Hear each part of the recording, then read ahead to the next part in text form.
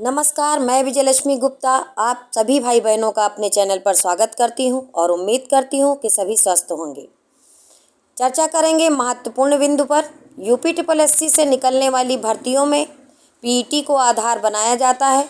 2021 से लेकर के अब तक जो भी यूपी ट्रिपल एससी से फॉर्म आए हैं उसमें आधार परीक्षा के रूप में पीईटी को ही लिया जाता है।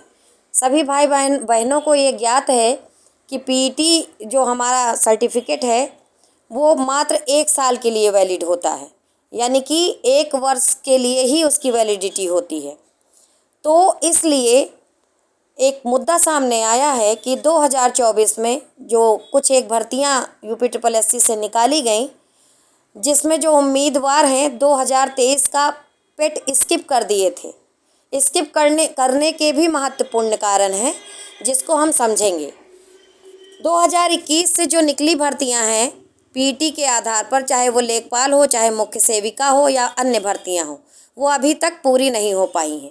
2022 में भर्तियां निकली ही नहीं और 2023 में इसी वजह से जो अभ्यर्थी यूपी ट्रिपल एससी का फॉर्म डालते हैं और यहाँ से नौकरी प्राप्त करना चाहते हैं, वो अभ्यर्थी गुस्से में आकर के या कुछ अन्य कारणों से 2023 की पीईटी परीक्षा में नहीं बैठे, और जब बैठे नहीं तो उनके पास पीईटी का स्कोर कार्ड है नहीं।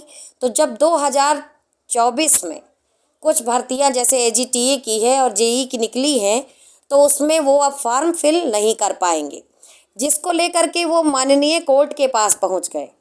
तो कोर्ट ने भी सख्त निर्देश दिया कि बिना पीईटी के आप फॉर्म नहीं भर सकते हैं, आवेदन नहीं कर सकते हैं, यानी कि आप एलिजिबल नहीं है। तो अभ्यर्थियों को गहरा धक्का लगा है, काफ़ी ये अफसोस की बात भी है।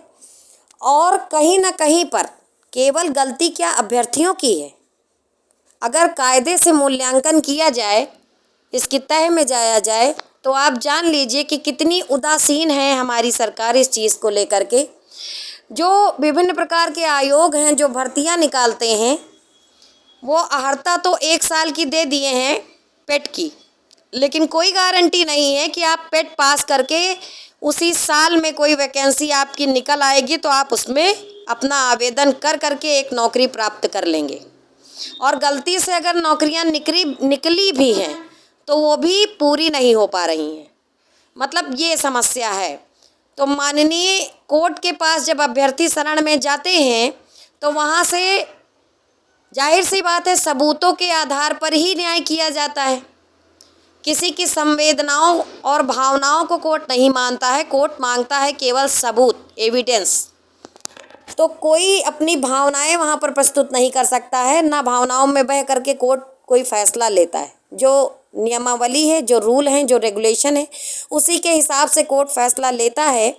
लेकिन कहीं ना कहीं पर सोचने की बात यह है कि जो संबंधित आयोग हैं जो भर्तियां निकालते हैं, तो वो पहली बात तो जब अपना नोटिफिकेशन निकालते हैं तो उनका कोई शेड्यूल निर्धारित नहीं है कि उन्होंने जो भर्ती निकाली है उसकी टाइम से परीक्षा होगी या नहीं होगी। परीक्षा हो जाएगी तो टाइम से रिजल्ट जारी होगा कि नहीं होगा, बच्चे समय से नियुक्ति पत्र पाएंगे कि नहीं पाएंगे। तो कहीं ना कहीं पर ये सोचने का मुद्दा है और इसके लिए भी कोर्ट केस होना चाहिए। इसके लिए कोर्ट केस क्यों नहीं होता है?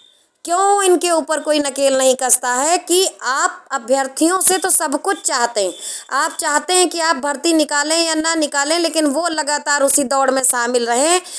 प्रत्येक वर्ष आपका पेट का फॉर्म भरें, फीस भरें और विभिन्न प्रकार की कोचिंगों में जाएं या अपना सर खपाते रहें किताबों में, और सर खपाते खपाते वृद्ध हो जाएं, और आपका कोई शेड्यूल नहीं है कि आप भर्तियां निकालेंगे या निकाल भी देंगे तो समय से भर्ती देंगे।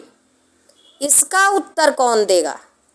और अभ्यर्थी भी आंख बंद करके बैठे हैं, इसके लिए वो कोर्ट क्यों नहीं जाते हैं? एक कोर्ट केस तो इनके विरुद्ध भी बनता है कि ये अपनी नोटिफिकेशन में निश्चित समयावधि क्यों नहीं मेंशन करते हैं कि हम 6 महीने के अंदर ये भर्ती पूरी करा लेंगे, अबाउट एनी कंडीशन।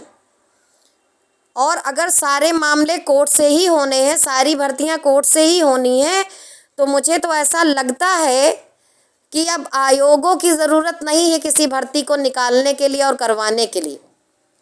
मुझे तो लगता है कि सारी भर्तियां अब कोर्ट से ही निकलनी चाहिए, जिससे ये हो ना कि किसी को कोर्ट जाना ही ना पड़े। अभ्यर्थी परेशान है, उनकी परेशानी कोई सुन नहीं रहा है। और जितने लोग भी मेरे इस वीडियो को देख रहे हैं, सुन रहे हैं, तो वो इस चीज़ को सोचें और महसूस करें कि कितना दर्द है इसमें। अभ्यर्थी कहाँ जाएं, क्या करें? जब वो परीक्षा देते हैं, जब उनके पास स्कोर कार्ड होता है, तब वैकेंसी आती नहीं। और दूसरी बार इनका यही रवैया देख करके जब उन्होंने परीक्षा नहीं दी, तब वैकेंसी आ गई। जाएं तो जाएं कहाँ? आपके जो विचार हैं वो कमेंट बॉक्स में अवश्य बताएं। मिलते हैं अगली समस्या के साथ और समाधान ढूंढने का भी प्रयास करेंगे। वीडियो को लाइक करें, चैनल को सब्सक्राइब करें। धन्यवाद।